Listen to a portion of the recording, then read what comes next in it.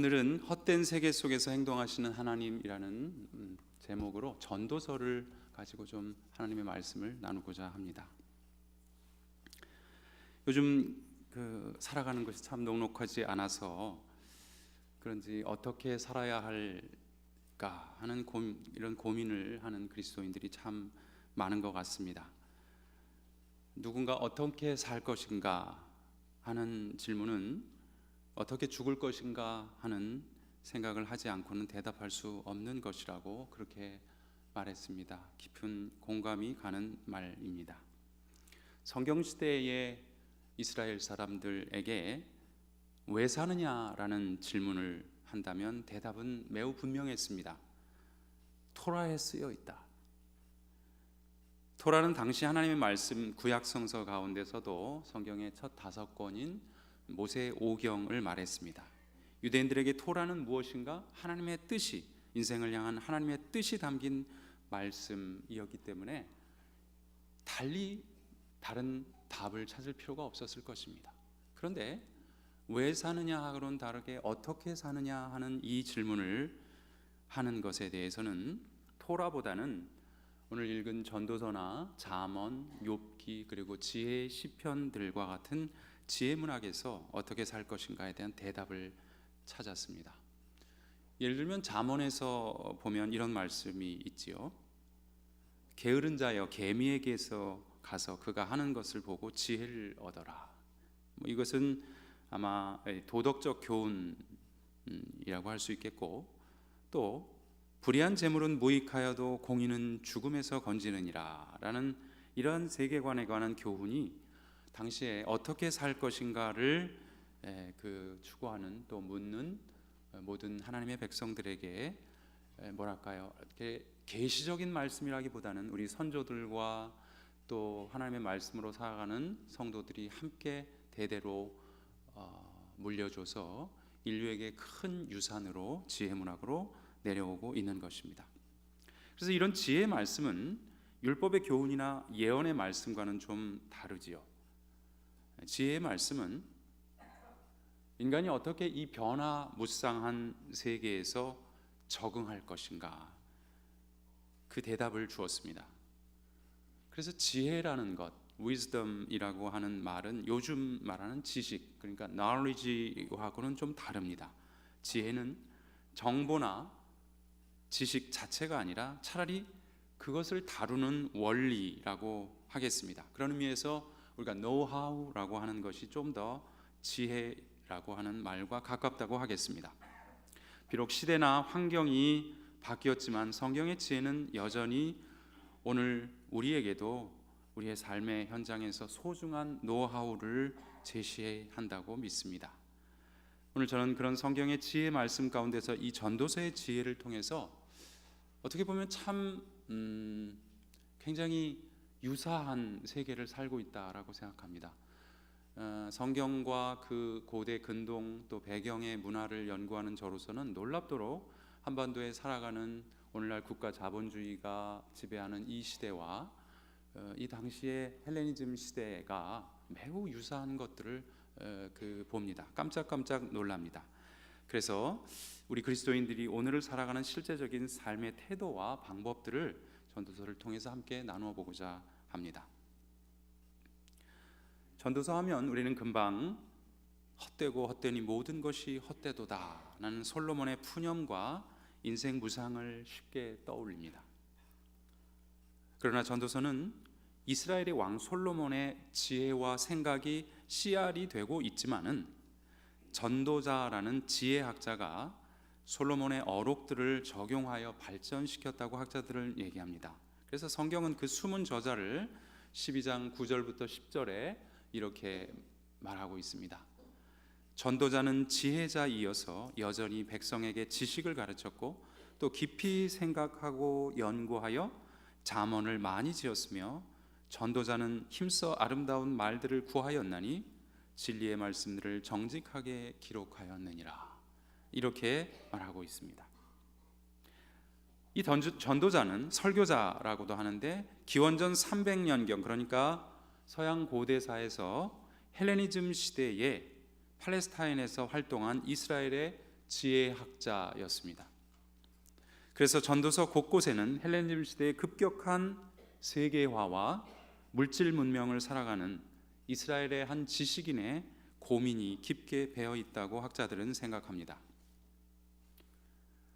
여러분, 그럼 전도사가 살아갔던 세상은 어떤 세상이었을까요? 기원전 3세기 이스라엘 팔레스타인에는 새로운 사회 경제 제도와 물질 문명이 쇄도했습니다. 우리는 이 문명을 헬레니즘이라고 말합니다. 알렉산드로스 대왕의 동방 원정으로 동서양 최초로 동양과 서양의 문명이 강력하게 융합되어 만들어진 문명, 그것이 헬레니즘이었습니다. 화폐 경제가 일어나고 국가 자본이 대도시로 들어와서 신도시가 건설되고 무역이 활성화되었습니다. 인구도 급성장했고요. 농업 기술 발전으로 우리가 근대까지 쓰고 있었던 수차와 그 펌프 이런 것들이 그 당시에 개발이 됐었습니다. 놀랍게도 증기 기관의 그 디자인까지 그때 되었고요. 그리고 지구의 그 둘레를 쟀는데 오늘날하고 거의 차이가 없을 정도의 지식의 발달이 있었습니다.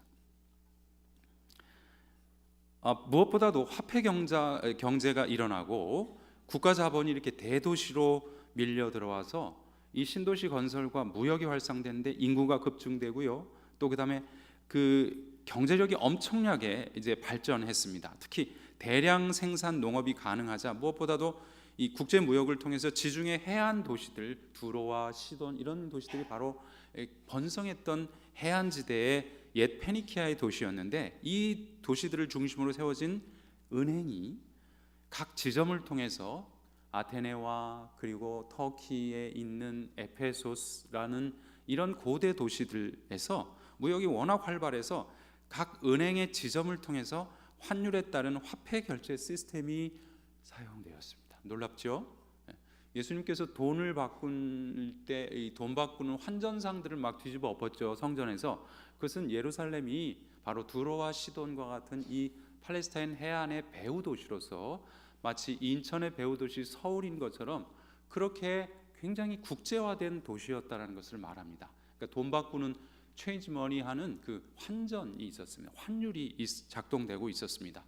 이집트가 망한 것도요. 결국은 이제 그 전략이 있는데 그 로마나 이런 저기에서 두 개의 화폐들을 우리가 마치 IMF 때 화폐가 완전히 그냥 이렇게 되고 지금 베네수엘라나 이런 것처럼 그 화폐로 인해서 한 국가의 재정을 거의 몰락시키기로 해서 그렇게 망하게 됩니다. 물질 문명도 이전의 고대 문명과는 비교도 안 될 만큼 발달하였습니다. 인쇄술, 천문학, 예술, 철학이 급속히 발달되었습니다. 아테네의 도기는 페르시아만을 통해서 인도까지 수출되고 이집트의 파피루스는 학문의 도시 알렉산드리아에서 가장 많이 생산되었고 지중해의 포도주는 특산품으로 지중해 모든 귀족들이 향유할 수 있게 되었습니다. 특히 아테네 귀족층들은 시리아의 발삼나무에서 나오는 그 향료를 매우 좋아했는데 여러분이 그 샴푸를 요즘 좀 싸구려 향기가 됐는데 예전에 발삼향이라 그러죠. 발삼향이 바로 이 시대에 그 시리아에 그 한 농원이 있었는데 이 땅은 아마도 안토니우스와 그다음에 클레오파트라의 땅이었는데 이 클레오파트라가 이제 그 경작했던 그 농원이 파라데이소스라 그래요. 그 헬라어로 파라데이소스라는데 그게 파라다이스, 낙원이라는 것이 그 말에서 왔습니다. 그만큼 이 굉장히 화려하고 낙원과 같은 그런 물질 문화를 향유하는, 물론 상류층이었지만 그런 상태였습니다. 특히 이집트의 알렉산드리아는 오늘날 이게 거의 뉴욕과 같은 항구 도시였는데 세계의 부가 이곳으로 흘러 들어오고 나가는 헬레니즘의 문화와 경제의 중심지였습니다. 학문의 중심지였습니다.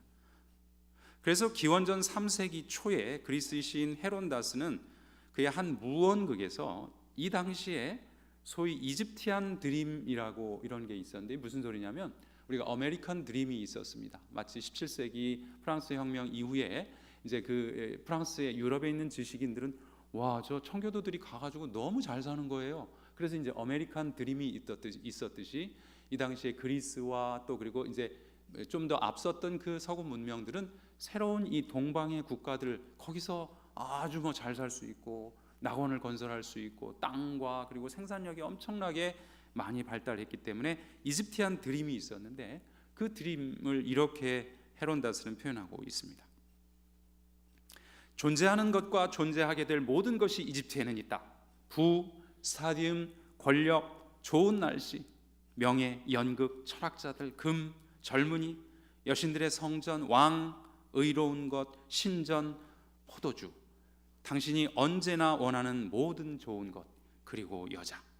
뭐 이렇게 끝이 안 좋지만 이렇게 되어 있습니다. 이런 이집트한 드림이 있을 만큼 세계화의 그 경제가 예수님 당시 불과 200년 전에 바로 팔레스타인 주변, 특히 알렉산드리아와 이집트에서 벌어지고 있었습니다. 세계화는 사람들의 생활 깊숙이 진행되었습니다. 지중해 연안의 헬레니즘 문화권에서는 통용 그리스어를 사용했는데 이게 요즘 우리가 신약 성경이 기록된 코인의 헬라어라고 말합니다. 요즘 딱 영어와 같은 것이었는데요. 사람들은 흔히 이중 이름들을 사용했습니다. 그렇지 않으면 무역이 안 되니까요. 여러분 좀 무식하다고 생각하는 우리 베드로 선생님께서도 이름을 페트로스라는 게 이게 무슨 말 같아요? 이게 실제로 자신이 여행을 하면서 필요한 헬라어 이름이었어요. 케파라는 이름을 번역해서 페트로스라고 했던 것입니다. 여러분 혹시 이름 2개 가지고 쓰시는 분 있으세요? 없으시죠? 우리가 베트로스보다 훨씬 더 덜 국제화된 그런 상태라는 겁니다. 지식인 바울은 아예 태어날 때 사울이라는 히브리식 이름과 함께 이중 언어를 자유자재로 구사해서 필요하면 자기의 백성들한테는 자기의 국민들한테는 히브리어로 연설을 하고 또 이방인의 왕들한테는 요즘 영어에 해당하는 헬라어로 유창하게 영어를 할 수 있어서 그 이름을 후에 파울로스라고 그렇게 부를 수 있었습니다. 이만큼 국제화된 환경이었어요.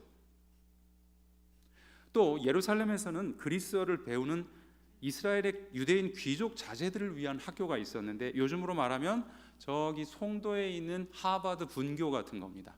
이 하버드 분교에서 말하자면은 이 그리스식 김나시온이라는 학교가 있었는데 여기에서 헬라어로 수업을 이렇게 해서 고전들을 읽었던 것입니다. 여기를 졸업해야 그리스 관리로 출세할 수 있었기에 식민지 귀족 자제들은 적극적으로 외국인 학교에서 이제 진학을 하고 그리스 문명을 배우고 이랬던 것이지요. 그런데 이 정복당한 민족들에게 이 세계화된 헬레니즘 문명은 낯설고 거칠기만 했습니다. 그래서 대도시 예루살렘에 벌어지는 유대 젊은이들의 진풍경은 시골에 있는 농촌에 있는 할머니 할아버지들이나 또 그리고 아직 세계화에 적응을 못한 사람들한테 큰 충격으로 다가왔습니다. 이를테면 구약 외경이라고 하는 마카비서에는 이런 이야기가 나와 있습니다. 그리스 학교에서 외국인들과 주로 배우는 것이 이제 검투술이란 말이에요. 이렇게 글래디에이터라고 여러분 그 영화에서도 보는 그런 검투술을 배워서 이제 그 장군까지 승진을 해야 이제 모든 경제와 산업을 이제 장악할 수 있는 출세하는 길이었는데, 근데 이 외국인들과 검투 경기를 배웠는데 거의 여러분 그 그리스 당시에 보면은 이 그 조각상들을 보면 남성들은 하체가 거의 다 드러나고 여성들은 이게 상체가 이렇게 다 드러나는 게 미의 기준이었어요. 요즘도 이렇게 마르지 않았어요. 이렇게 통통해야 이게 아름답지. 요즘도 빼샥 마르면은 거의 이거는 저기 식민지 저쪽 한쪽 구석에서 살아가는 촌 사람이었는데 어쨌든 미의 기준이 이렇게 바뀌었습니다. 남성들도 그렇게 미의 기준이 하체를 이렇게 툭으로만 가렸지 그거를 이렇게 속옷을 입고 그러지 않았기 때문에 이 굉장히 육중한 체격들을 보였는데, 문제는 이제 유대인들은 남성들의 하체에 뭘 하냐면은 이제 할례를 받지 않습니까? 그러니까 이렇게 막 창검술을 하고 사우나 같은 그런 데서 같이 외국인들하고 교육을 받는데 이상하단 말이에요. 쟤네들은 좀 성기가 이상하게 생겼다. 그래가지고 이 사람들이 이 유대인 젊은이들이 굉장히 이제 수치심을 느꼈나 봐요. 이 수치심을 느껴가지고 여기 마카베오서에는 가증한 짓을 했다 그러는데 그게 뭐냐면은 바로 거룩한 조상들로부터 하나님의 백성이라는 표지인 이 할례를 지우려는 성형수술을 하는 이런 사태까지 벌어졌다라는 것입니다. 그리고 이 검투술을 위해서 열심히 막 거의 요즘 그 무슨 뭐 프로야구, 프로축구 같은 그런 문화들이 막 들어오고요. 그래서 여러분이 잘 아는 헤롯 대왕이 올림픽 조직위원장 일대 조직위원장이었다는 걸 여러분 모르셨을 거예요. 이렇게 폐허가 되고 돈이 없어서 올림픽을 이렇게 하지 못했던 이 유대인의 그 뭔가 뽀대를 좀 내기 위해서 올림픽 조직위원장을 스스로 했던 사람이 바로 헤롯 대왕이었습니다. 그만큼 국제화된 것과 함께 이제 유대인들에게는 그런 문화적인 충격이 컸던 것입니다. 무엇보다도 그 농촌의 농부들에게 특히 세계화된 경제 체제는 가히 충격이었습니다. 팔레스타인 농촌은 수출용 농업 생산을 위해서 대토지 소유자들이 늘어나면서 자연히 자영농들이 몰락하면서 대부분 소작농으로 고용되었습니다. 요즘 이렇게 이제 국가 자본주의가 점점 세계화되면서 우리 그 젊은이들이 일자리를 구하지 못하는 이제 그런 사태가 특히 이제 젊은이들보다도 자영업들이 이렇게 자꾸 몰락하는 이유들이 바로 이런 것들, 골목 상권이 죽고 했던 것들은 이 국제화된 자본주의가 그렇게 골목 상권까지 뿌리 깊게 이제 내렸던 것입니다. 이 물질 문명은 화폐 경제의 도입과 함께 국제적 투기 자본, 국가 자본이 전통적인 가치를 무너뜨리고 있었습니다. 그래서 전도자는 이 시대를 돈이 모든 것을 지배하는 시대로 규정합니다. 전도자는 사람들이 지혜의 그늘에 있듯이 돈의 그늘에 있다라고 이렇게 말합니다. 이제까지는 살아왔던 것이 참 철학이요, 가치관이요 이랬는데 중요한 건 돈이다. 돈이 결국은 모든 것을 지배하는 세계를 살고 있다고 그 시대를 비판합니다. 더 이상 선조들의 가르쳐온 노동의 근면함이 미덕이 될 수 없습니다. 왜냐하면 열심히 일했더니 결국 남는 것이 칩 한 채도 이제 못 건지는 이런 요즘 우리 젊은이들이 그래서 이런 그 욜로족이라는 게 있잖아요. 욜로. 근데 그게 오늘을 즐기라 뭐 이런 것인데 가만히 생각하면 우리 엄마 아빠 얘기 듣고 열심히 공부를 고등학교 3학년까지 참고 재수까지 참았는데 남는 게 결국 뭐냐? 서울대학을 나와도 결국은 9급 공무원 들어가는 게 인생의 목표가 되어 있는 이런 세계 속에서 우리 젊은이들은 더 이상 안 속겠다라는 거예요. 열심히 저축해서 뭐 할 건데요, 엄마 아빠? 이런 어떤 가치관의 혼돈들이 있습니다. 물론 그것이 나쁘다는 것은 아닙니다. 오히려 젊은이들이 그러한 생각을 할 수 있었던 것은 오늘날 국제화된 이런 사회들이 지금 이렇게 고대 시대에도 있었습니다. 그래서 여기 11장 6절에는 전도서 11장 6절에는 이렇게 나옵니다. 아침에 씨를 뿌리고 저녁에도 손을 놓지 말라. 이게 원래는 이게 왜 그래야 되는 겁니까?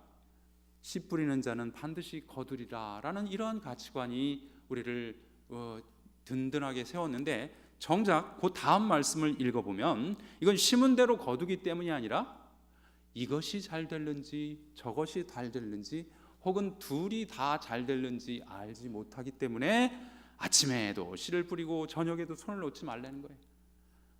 2잡, 3잡까지 합니까 지금? 그러다가 200여 년이 지난 후 기원전 31년 로마가 이집트 왕국을 무너뜨립니다. 여러분이 잘 아는 클레오파트라하고 안토니우스가 바로 이때 이제 그 옥타비아누스에 의해서 그 악티움이라고 하는 그 터키 그쪽에 있는 해전에서 짐으로써 로마가 이제 이 헬레니즘 세계를 이 경제 체제를 그대로 받아들입니다.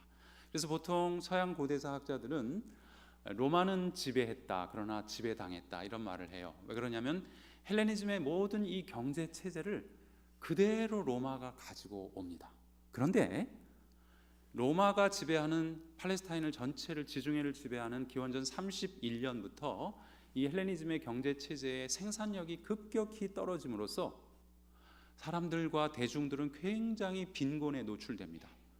그렇다고 세금을 덜 걷어가느냐? 오히려 강력하게 세금들을 더 걷어가는 체제가 바로 이 로마 체제였고, 이 세금은 그대로 원로원과 황제로 들어가기 때문에 식민지를 살아가는 그 많은 그 주변에 있는 백성들은 굉장히 깊은 시름에 그리고 경제적인 어려움에 처하게 됩니다. 이게 바로 예수님 당시 50년 전의 일이에요. 예수님이 기원전 4년에 태어났을 때 바로 30년 전에 이 경제적인 상태가 이랬습니다. 당시 팔레스타인은 군인과 세리에 의해서 지독한 세금 약탈이 만연되어서 이 지역의 경제는 거의 거덜이 날 지경에 놓이게 됩니다. 바로 이 상황에서 예수님은 가난하고 병든 모든 백성들에게 헬레니즘의 왕국과는 대조된 하나님의 나라, 그 복된 소식을 이 가난하고 굶주린 백성들에게 복음을 전파하기 시작했습니다. 그래서 복음서에서는 때가 찼다라고 말합니다. 정말 하나님께서 역사 속에서, 세상 속에서 행동할 때가 찼던 것입니다. 오늘날도 세계화와 국가 자본주의를 통해서 경제와 기술이 엄청나게 발전되었지만 가난한 사람들은 점점 더 늘어나고 세계 1%의 사람들이 세계 부의 50.1%를 소유하게 됐습니다. 1917년 통계입니다. 2017년 통계입니다. 빈익빈 부익부의 현실은 어쩌면 2000년 전 헬레니즘 경제 체제가 반복되는 것이라고 할 수 있습니다. 해 아래 새 것은 없습니다. 문명의 갑작스러운 발전과 쇠퇴의 운명도 어쩌면 역사 속에서 이렇게 반복되는 것일지도 모릅니다. 그래서 전도자는 3장 15절에서 이렇게 총체적으로 선언합니다. 해 아래 새 것이 없다. 이미 있던 것이 훗날에 다시 있을 것이며 이미 일어났던 일이 훗날에 다시 일어날 것이다. 사실 고대 헬레니즘 문명 이후 산업혁명까지 인류는 농업 경제를 주축으로 하는 사회에 살았습니다. 그래서 사실 17세기까지 기원전 300년부터 시작해 17세기까지를 비교하면 정말 그렇게 인류가 많이 변했을까 생각하면 그건 회의적이에요. 그렇게 변하지 않았다고 볼 수 없습니다. 다만 17세기 산업혁명 이후부터 기술 문명은 엄청나게 진보해 왔습니다. 산업혁명 이전의 100년이 오늘날 10년의 발전에 요즘 더 빠르겠습니다만 그렇게 해당한다고 합니다. 그러나 정작 우리가 사는 세상과 2000년 전 고대 사회에서 인간이 변한 것이 무엇일까요? 지금과 같이 옛적에도 사람들은 돈과 권력을 추구하고 있었고 투기 자본이 일어나 노동으로 땀 흘려 일한 것의 의미가 상실되는 허무한 세계에 살았습니다.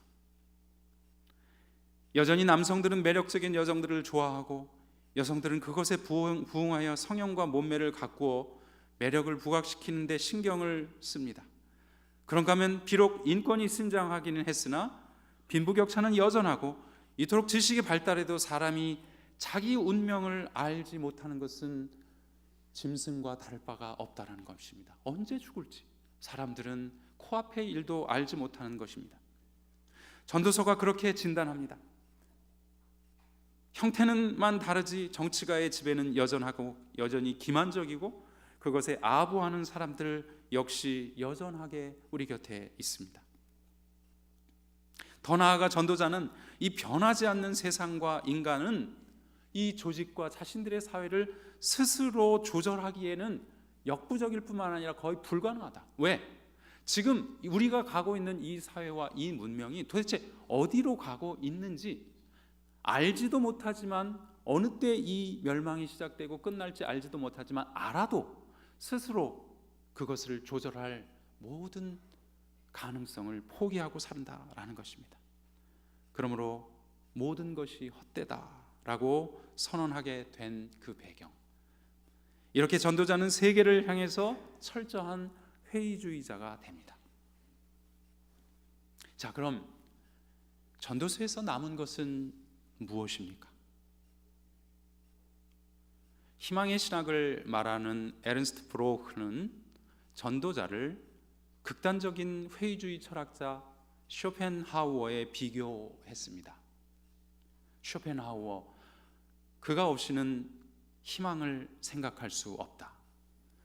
철학에서 그렇듯이 성경에서는 전도자가 없이는 희망을 생각할 수 없다는 것입니다. 무슨 말일까요? 참된 절망이 없이는 참된 희망을 찾을 수 없다는 것이겠습니다. 전도자는 이 세상과 인간이 엄청나게 변한 것 같으나 실상은 변하지 않고 있으며 옛것이 다시 재현되고 있는 이 부조리한 현실 세계가 모두 헛되다고 절규하고 나서야 비로소 인간은 어떻게 살아가야 하는가를 말할 수 있었습니다. 3장 11절과 14절, 15절을 우리 세번역 성경으로 같이 한번 봉독해 보시면 좋을 것 같습니다. 시작. 하나님은 그 모든 것을 그의 시간에 맞게 완전하게 하셨다. 더욱이 그는 모든 것 속에 영원을 두셨지만 인간은 하나님이 행하신 것을 처음부터 끝까지 헤아릴 수 없다. 14절. 이제 나는 깨달았다. 하나님이 행하시는 모든 것은 영원히 일어난다. 우리가 아무것도 더할 수 없고 제할 수도 없으며 하나님은 인간으로 하여금 당신을 두려워하게 하셨다. 항상 일어났던 것은 이미 거기에 있었고 일어나야 하는 사건은 이미 일어났었으며 하나님은 지나간 것을 다시 찾으신다. 14절에 보면 이제 나는 깨달았다. 하나님이 행하시는 모든 것은 영원히 일어난다 라고 말합니다. 이 말씀은 이 세상이 요지부동하고 꿈쩍도 하지 않는 이 세상, 변하지 않는 인간의 불의, 더 나아가 인간이 스스로 조절할 수 없는 이 세상에서도 하나님은 여전히 지금도 행동하고 계신다는 신뢰와 믿음입니다. 비록 하나님의 행동의 처음과 끝을 우리는 알 수 없지만 하나님은 이러한 불의한 꿈쩍도 하지 않는 이 세상 속에서 여전히 일하시고 자신의 심판과 긍휼, 공의와 사랑의 행동을 지금도 지탱하고 지금도 우리 곁에서 이 세상 속에서 일으키고 계신다라는 사실입니다. 바로 이 한 가지 사실이 인간에게 희망이 된다라는 것입니다. 그래서 하나님을 경외할 이유가 바로 그것입니다. 왜냐하면 하나님의 공의와 사랑은 이 세상을 지탱하는 터전이요 그리고 기둥이 되기 때문입니다. 우리의 삶의 바닥은 바로 하나님의 공의와 사랑이 지탱하는 한 그 위에 설 수 있는 터전이 것이고 삶의 바닥이고 바로 이 터전에서 우리는 비로소 엄숙하게 하나님을 경외하는 인간의 삶을 지어 나갈 수 있는 것입니다. 저는 신앙이란 바로 이 세계관과 신념이라고 생각합니다. 변하지 않는 헛된 세상, 이런 세계 속에서도 여전히 행동하고 계신다는 이 역설적인 신념, 이 역설적인 믿음. 하나님의 행동은 마침내 우리에게 나타나기를 당신 스스로 인간이 되어서 변하지 않는 세상, 요지부동의 이 세상 속을 찾아오시고 인간이 되신 그 성육신의 행동, 예수 그리스도 사건을 통해서 그 모든 진실이 드러나게 됩니다.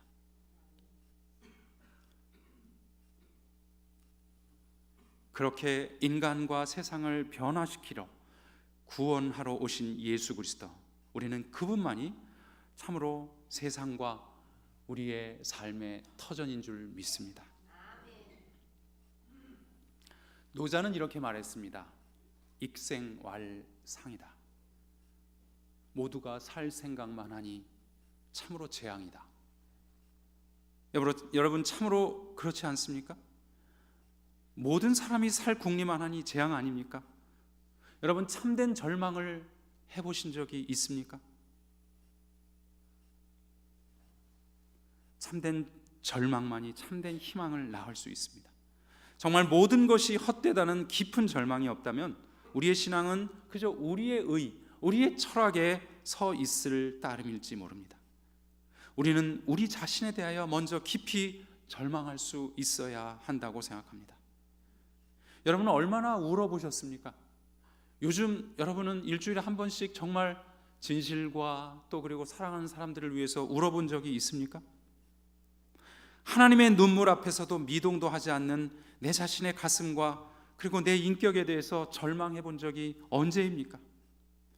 주님은 끊임없이 우리의 악한 심성과 탐욕과 불의를 그대로 용납하는 이 거짓된 심성들 앞에서 늘 문 밖에 서서 우리를 기다려 주시는데, 그 노크 소리에도, 그 음성에도 요동하지 않는, 꿈쩍하지도 않는 우리 자신에 대해서 우리는 절망할 수 있어야 되겠습니다. 이것이 바로 전도서가 우리에게 요구하는 절망, 모든 것이 헛되다라는 탄식입니다. 또한 우리는 이 세계에 대해서 절망할 수 있어야 하겠습니다. 이 세계는 정말 얼마나 구태의연합니까? 여러분이 살아가는 회사의 조직은 얼마나 구태의연하고 변화하지 않으려고 꼼짝하지를 않습니까? 답답해 죽겠죠? 아무 희망이 없는 것 같습니다.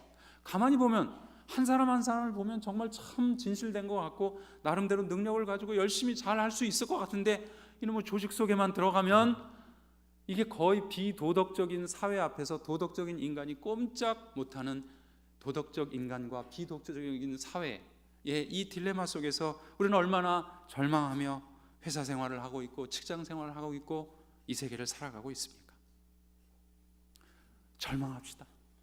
우리가 절망하지 않는다면 우리는 아마도 우리의 잠시 잠깐 머무를 수 있는 그 철학 속에서 자신을 세우다가 이내 모래성처럼 무너지는 괴로움을 자주 맛보게 될 것입니다. 변하지 않는 세상의 이 닫힌 문 앞에서 우리는 절망합니다. 그러나 이 절망이야말로 희망의 유일한 출구라는 것을 오늘 전도서는 우리에게 말합니다. 이 절명의 벽 앞에서 우리는 희망의 그리스도를 만난 겁니다. 그분은 이 요지부동한 현실을 하나님의 의와 사랑으로 구원하시려고 오셨고 구원하시고 있고, 그리고 마침내 그의 신실하심을 따라서 이 세계를 그렇게 구원하실 것입니다. 그것은 미래에 있어질 일만이 아니라 지금 바로 우리 앞에서, 내 가정에서, 내 삶 속에서, 내 회사에서, 내 일터 속에서 하나님께서 일하시겠다는 약속의 말씀이고, 약속, 그 신실하신 하나님, 그 하나님 보고 우리는 아직도 우리의 인생을 버틸 힘이 있고 근거가 되는 것입니다. 바로 그것은 아주 작은 감동으로, 그리고 아주 작은 희망으로 싹트는 움직임으로 일어날 것입니다. 그것은 이 세상에 어느 때나 있었던 해 아래 새 것이 아니라 그리스도 안에서 일어나는 새 것입니다. 그걸 잡아야 됩니다. 그걸 믿어야 됩니다. 그 위에, 그 작은 조각 위에 우리의 발을 올려놓고 다시 시작할 수 있어야 됩니다. 여러분은 현실에 얼마나 절망했습니까? 우리 그리스도인들은 이 세계관과 믿음 위에 설 때 비로소 이제 삶은 절망이 아니라 희망, 그 작은 돛담배 위에 다시 설 수 있을 것입니다. 우리의 이 무너진 터전, 우리가 무너뜨려버린 이 터전 위에 비로소 하나님은 새로운 하나님의 나라와 그리고 새 하늘과 새 땅, 새 예루살렘을 내려주실 것입니다. 그런즉 누구든지 그리스도 예수 안에 있으면 새로운 피조물이라. 이전 것은 지나갔으니 보라 새 것이 되었도다. 이제 마지막으로 이 말씀을 가지고 우리가 구체적으로 어떻게 살 것인가를 적용해 봐야 하겠습니다. 사실 이제까지 말씀드린 그런 세계관, 신앙의 신념 정도로는 이 팍팍하고 지독한 이 현실 세계를 살아가기가 매우 어려운 것 같습니다. 전도서에서 세상 모든 것이 헛되다, 해 아래 새 것이 없다는 그 선언이 인간과 세상의 악은 언제 어느 때고 요지부동하였다라는 것이라면, 이것은 하나님 없는 세속 문화의 독성을 사실은 깊고 매우 뿌리채 비판하는 것입니다. 아주 레디컬하게 비판하는 것입니다. 이러한 부정의 정신은 파괴적 부정이 아니라 오히려 하나의 뚜렷한 지향점을 가지고 있습니다. 전도서를 읽어보면 세상 만사가 다 제때가 있다라는 신념이 깊이 새겨져 있습니다. 예를 들면 3장 2절부터 8절을 보면 이렇습니다. 태어날 때가 있고 죽을 때가 있다. 심을 때가 있고 뽑힐 때가 있다. 울 때가 있고 웃을 때가 있다. 찢을 때가 있고 꿰맬 때가 있다. 사랑할 때가 있고 미워할 때가 있다. 전쟁할 때가 있고 평화를 누릴 때가 있다. 그런데 문제는 이 때를 그 누구도 알지 못한다는 것입니다. 왜냐하면 인간은 시간에 관해 대해서는 적어도 오직 하나님만이 주관하시는 그 미래의 영토로 우리의 인생을, 우리의 포커스를, 우리의 눈을 열 수밖에 없기 때문입니다. 코앞에 있는 죽음과 사건조차도 알 수 없는 우리로서는 그 거룩한 미래의 영지는 오직 하나님의 영토라는 사실을 인정하게 되고, 그 영토로 우리의 눈을 확 열고 우리의 삶을 열어서 그곳에 열려진 놀라운 열린 문으로 우리의 희망의 출구를 마련해야 하는 것입니다. 근데 참 답답해요. 왜냐하면 하나님이 시간에 대해서는 참 우리하고 개념이 안 맞으셔가지고 시간관념이 없으신 양반 같아요. 너무 답답하죠. 언제가 살 때고 언제가 죽을 때입니까? 이거 알면 얼마나 좋겠어요? 그러나 그 시간에 대해서는 이것은 너희의 한계다라고 우리에게 말합니다.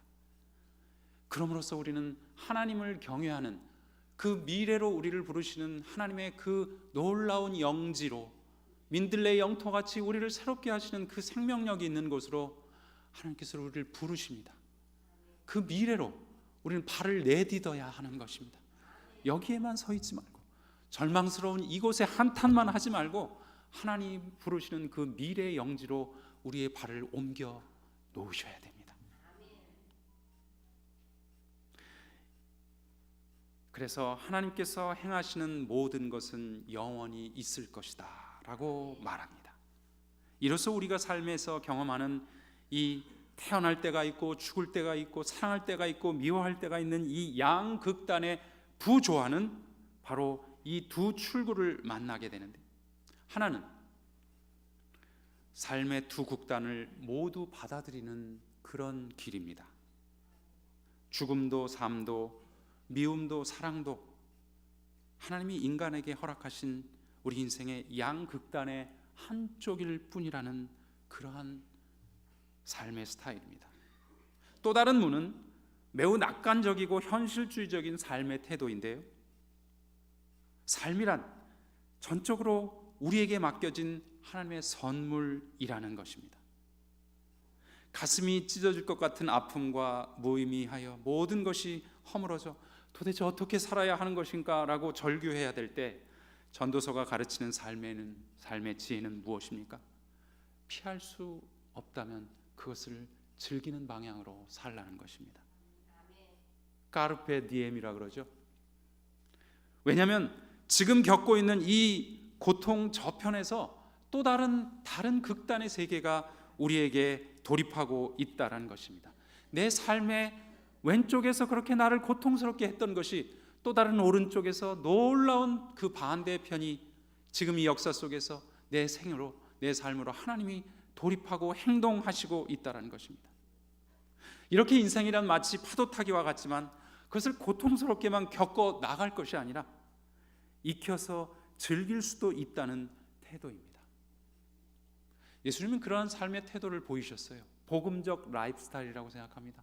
사람들은 세례 요한을 보고 세례 요한의 제자들은 그렇게 금식하는데 왜 예수님과 그 제자들은, 당신의 제자들은 왜 금식 안 하는 거요? 그렇게 얘기하니까 뭐라고 예수님께서 말하시는 줄 아십니까?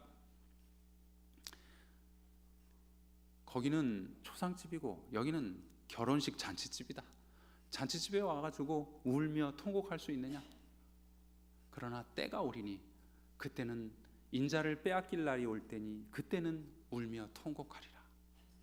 여러분, 우리는 지금 잔치집에서 살아가는 사람들이고, 비록 절망스러운 세상 안에 있지만 우리는 지금 그 절망 안에 참 희망의 봉우리 안에 거기에 들어서 주님과 함께 기뻐하고 감사하고 찬양하고 즐길 수 있는 이런 능력, 이게 난 복음적 능력이라고 생각을 합니다. 다 즐길 수 있고 다 감사할 수 있는 조건에서 감사하고 즐길 수 있으면 그게 무슨 능력이겠습니까?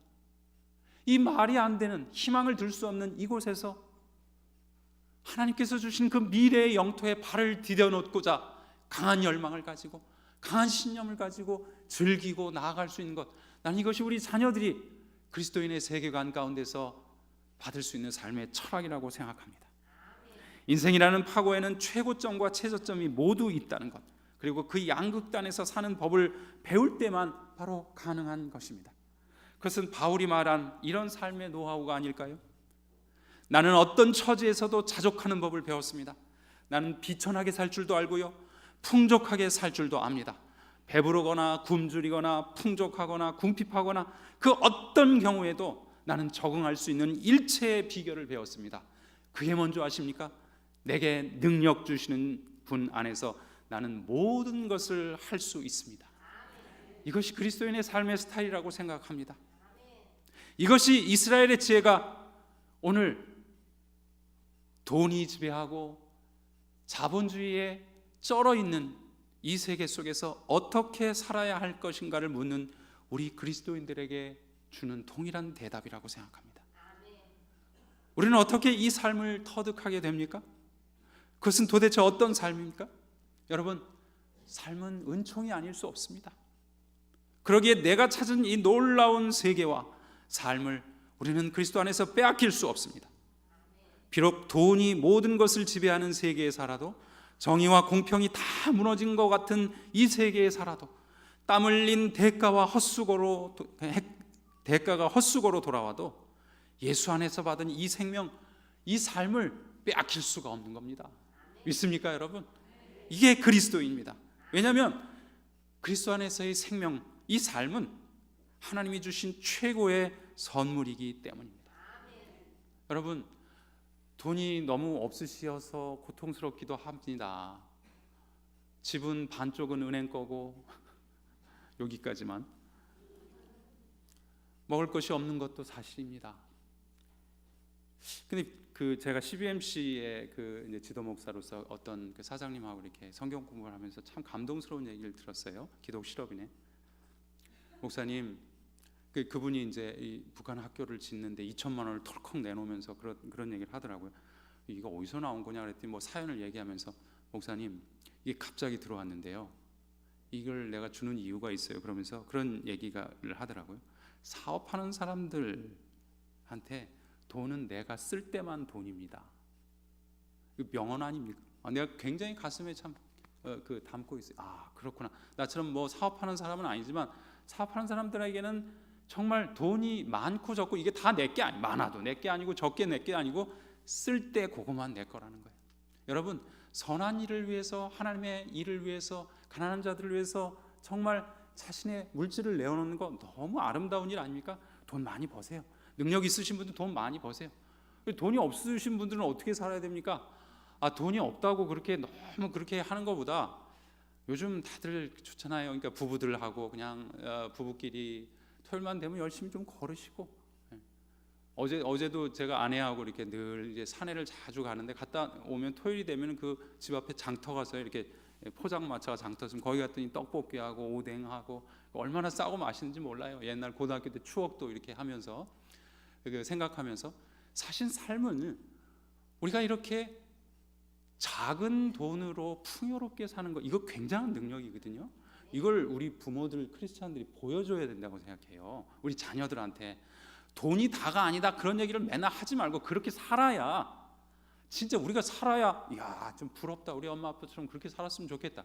있는 사람은 쓸 때 정말 씀으로써 자신의 능력을 나타내는, 없는 사람은 없어도 풍족한 감사로, 기쁨으로, 능력으로 살아가는 이러한 삶이 오늘 이 혼돈스럽고 절망스러운 세계 속에서 우리 크리스찬들이 살아가는 그런 놀라운 라이프 스타일이라고 생각합니다. 이 말씀을 읽고 마치겠습니다. 오늘 전도서의 3장 마지막에는 이렇게 나와 있습니다. 기쁘게 사는 것, 살면서 좋은 일을 하는 것, 사람에게 이보다 더 좋은 일이 무엇이랴. 사람이 먹을 수 있고 마실 수 있고 하는 일에 만족을 누릴 수 있다면 이것이야말로 하나님이 주신 은총이다. 이런 삶을 살아가는 우리 참 좋은 교회 귀한 성도들 되시기를 주의 이름으로 축원합니다.